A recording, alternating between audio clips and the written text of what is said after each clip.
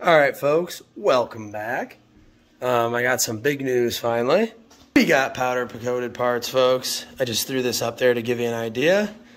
So what we went with was gloss black on a lot of the engine casings and the heads and stuff like that, rocker boxes. And then this is actually like a chrome powder coat, but when you clear it, it kind of looks like polished aluminum, sort of. So I like the look. It should be super easy to maintain. That's why I decided to do that. I'm going to take you through the install of some of these parts. I'm not going to spoil it for you, though, and show you all the powder coat parts at once. Let's let them get on the bike, and we'll show them to you that way. I think it'll just be more fun that way. So we shall begin. All right, so we're going to start assembling the primary. The primary requires a little finesse to install correctly. So right now we're putting the tensioner back in.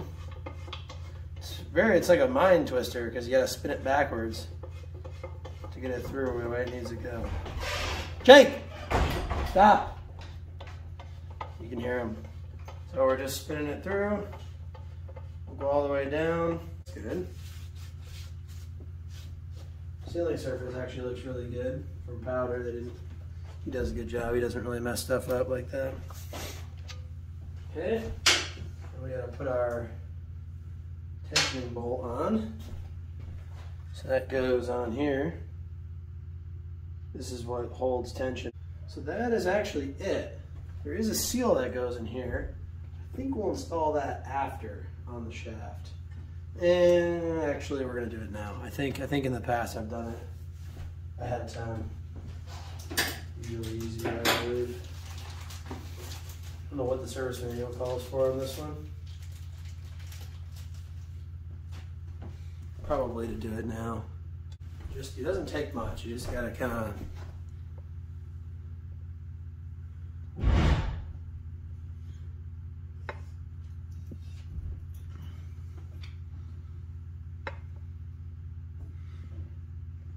there we go. So your shift shaft seal will leak. I don't care what you do. So just send the seal in there and wipe up the leaks when it decides to leak. Because it's going to no matter what. All right. So that's good. This can now go on, I do believe. Although we want to thread our clutch cable in first. Typically that's easier. So we'll grab this guy, come through here. I'm gonna get the seal out first. We don't paint ourselves on the corner.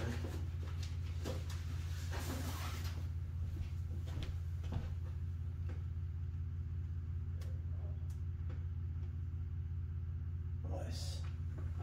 Seal's on. All we gotta do this guy.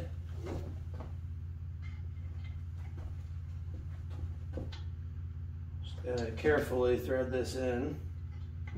Your clutch cable doesn't really twist that much. So as sketchy as it is, you're kind of better off rotating the cover. The best way to do this would be to remove the clutch cable from the bike. But if you think we're gonna do that, you got another thing coming. There we go, so it started. So now we just keep two hands on it at all times so we don't bugger it all up. Just keep turning. Easy as that. You know, the other thing is too, guys, these primary covers are gonna get kicked by your foot when you're riding and whatnot, so you can treat it with as much respect as you want, but it's gonna get a little scratched up, so I don't mind touching it with my bare hands and getting some grease prints on it. It's just not a big deal to me. All right.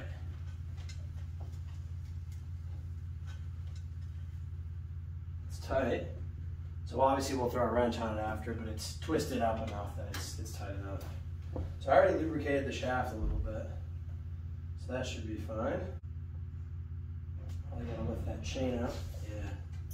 Chain's hitting the tensioner, just gotta get it over the tensioner. Perfect. You know, part of the reason I think this seal winds up leaking is because you're forced to drag it over freaking spines. Spines are bigger than the thing it goes over. But... All right. Okay. So now we're in place. So I'm just going to throw a bolt just to keep it from sliding off on me. Okay. We got our tensioners in a good spot. Shift shaft is where it needs to be. Everything should be good. Now we're going to put the clutch parts in. See if I can remember how this goes. Put this little fella around there. And this guy hooks around here. Goes in there. Nice, look at that. Okay, cool. So that's all in the right spot. Yep, and then we're going to put our drain plug in. Just before we forget to do that, I'm gonna get my wrench though. Yeah, it's that nice. And then for the tensioner, it's a 1/4 inch Allen head. So we'll put this drain plug in. Not gonna tighten it just yet. Wow. Those threads got a little bit sandy from the powder coat. I did check the inside of this. It's pretty clean from powder. So, wow. That's actually not too bad. It's just turning it in my hand. It's a little bit gritty. It should be fine, I think. Now we're just going to loosely put all the primary bolts in. Just threading them until they bottom out, basically. I'm going to catch back up with you guys when I got all these in. Okay, this actually uses the world's easiest torque sequence. It's 100 to 120 inch-pounds.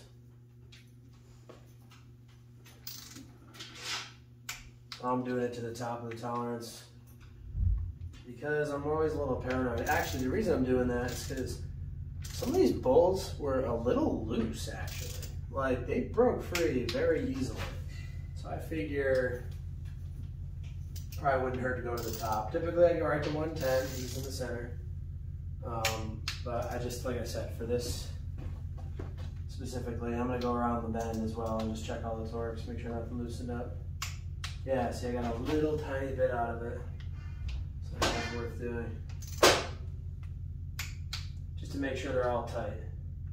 The thing is, at 120 inch-pounds, you're not gonna strip them. They're 1/4 20s into aluminum. They're not that weak, so you can get away with going a little bit high. And also too, let's keep in mind, this is 7,000 RPM motor now, so it is going to vibrate probably more than what the manufacturer needed to. Yo! So with that extra stress, you know, you could really argue that going a little bit tighter on some of the bolts might do you good, you know? Because the bike's rubber mounted, but the motor is going to take all those extra vibrations of that higher spinning motor. So keep that in mind. Alright guys, so now I'm just doing the clutch adjustment. I torqued all the bolts. I'm going to turn counterclockwise till we feel the resistance.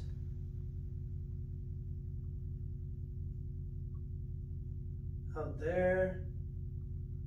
Go back 1/4 of a turn. What about there? This adjustment's not super critical, I don't think, because you can take it up in the line. But hey, it's always good to be precise. It's never a bad thing.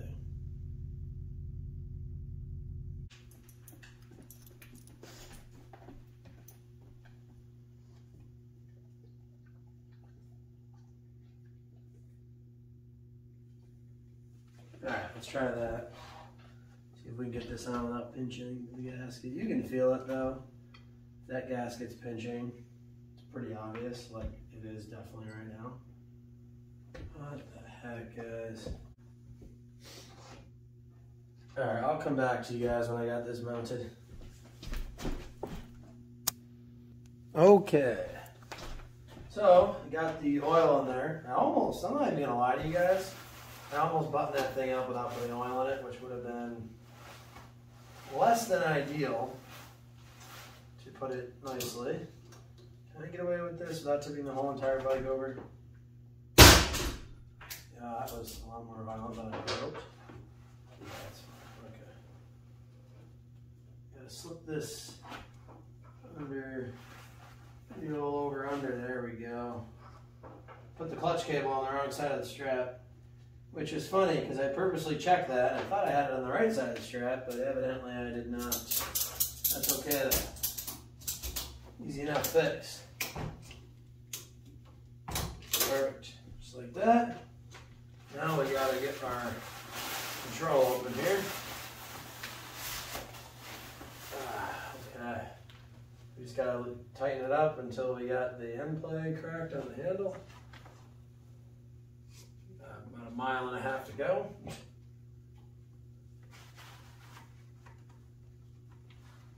About a 1/16 to an 1/8.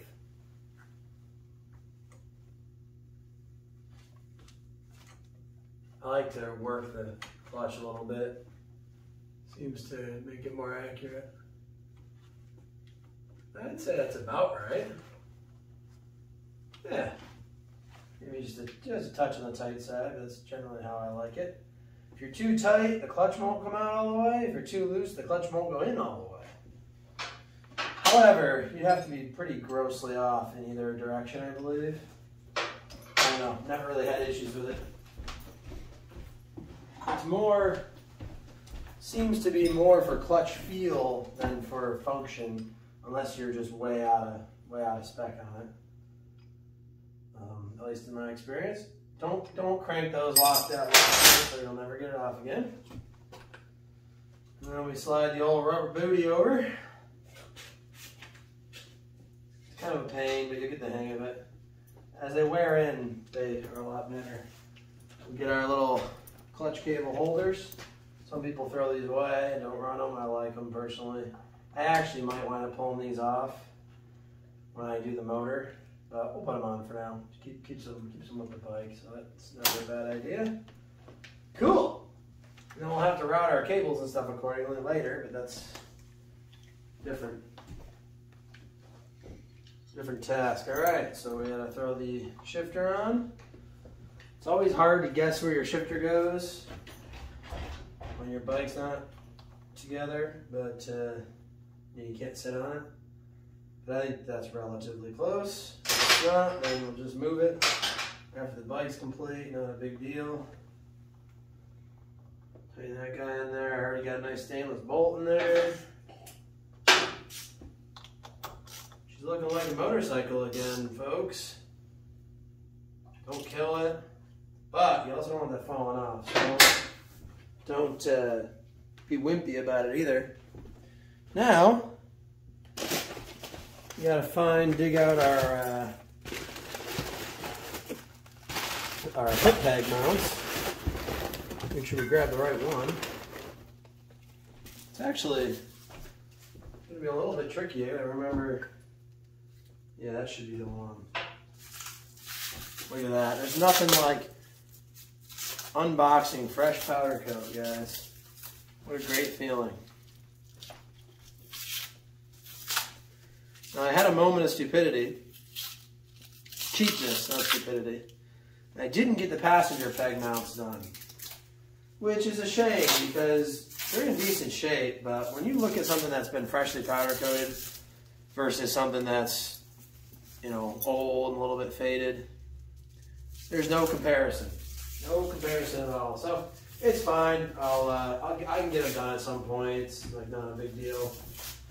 You gotta draw a line somewhere on a project like this because if you're not careful, you'll wind up practically buying yourself a new motorcycle cost-wise.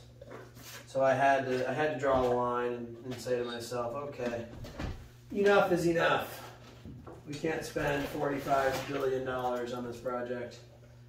Because I'm already, how much money have I spent on it, you ask? Well, the powder coat stuff was $725, which was really a pretty good deal in my opinion for the amount of work he did for me. I got a lot of stuff that I wound up getting coated. So no complaints there. He also does phenomenal work, which is far more important than the actual cost, in my opinion. So $725. The motor work stuff was, I don't know, $2,500-ish with a Black Friday discount. So that would have even been more. Thank you, Hammer Performance. All the odds and ends stuff I did, got to be another $1,000. Maybe not $1,000, but a fair amount of money. And then just all my labor. I mean, that's worth something. I mean, this is fun for me.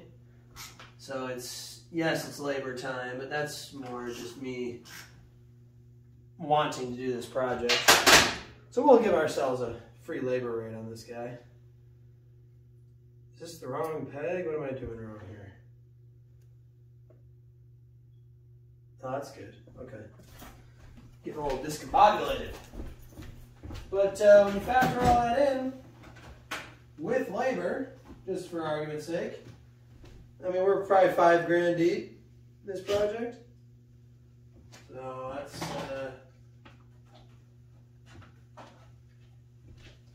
guys, building motorcycles is not cheap. And you gotta remember, the exhaust was 1,000, almost 800-ish, whatever.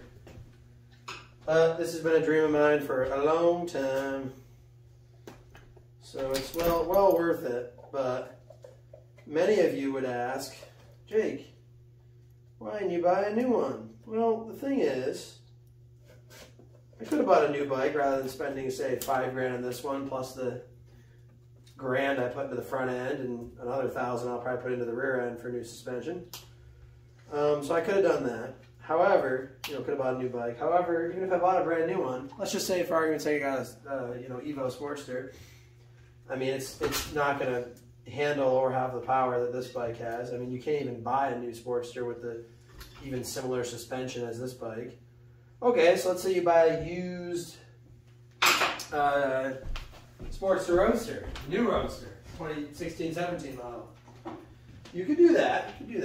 The only problem with that is they are, that's a relatively old bike, not crazy old, obviously, but it's got a few years on it. So I could have bought a new bike, no doubt. It would have been a functional solution to this problem.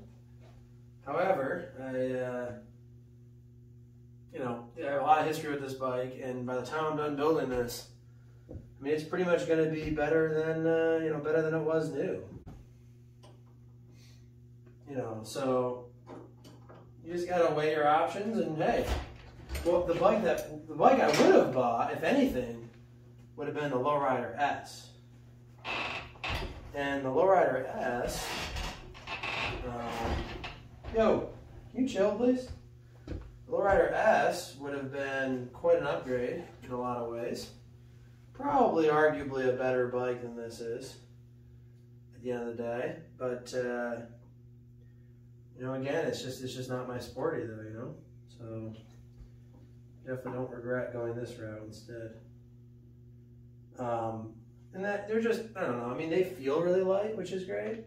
They are a pretty heavy bike too. So you're getting yourself into a totally different package by going with that bike, which is fine, but it's a different thing. But, as far as everything else is concerned, right? You're going to do the same Harley mods. You're going to spend whatever is $18,000 on a bike to then just modify it day one. All right, guys. Well, I think that'll wrap this one up. Got the highway pegs installed on both sides. You saw the primary cover go on. Shifter, foot peg. Started playing around with the brake lever. I actually had this powder coated. I just got to sand the inside a little bit. It got kind of tight after the powder. So just doing that little kind of stuff, and we'll clean up tomorrow. And I got to install the luggage rack on the, on the backrest, and just a bunch of little stuff that I got. So I'll get all that stuff taken care of. And yeah, we're pressing onward. We're just keep plugging away little by little. So anyway, guys, as always, thanks for watching. God bless America, and I'll see you on the next one.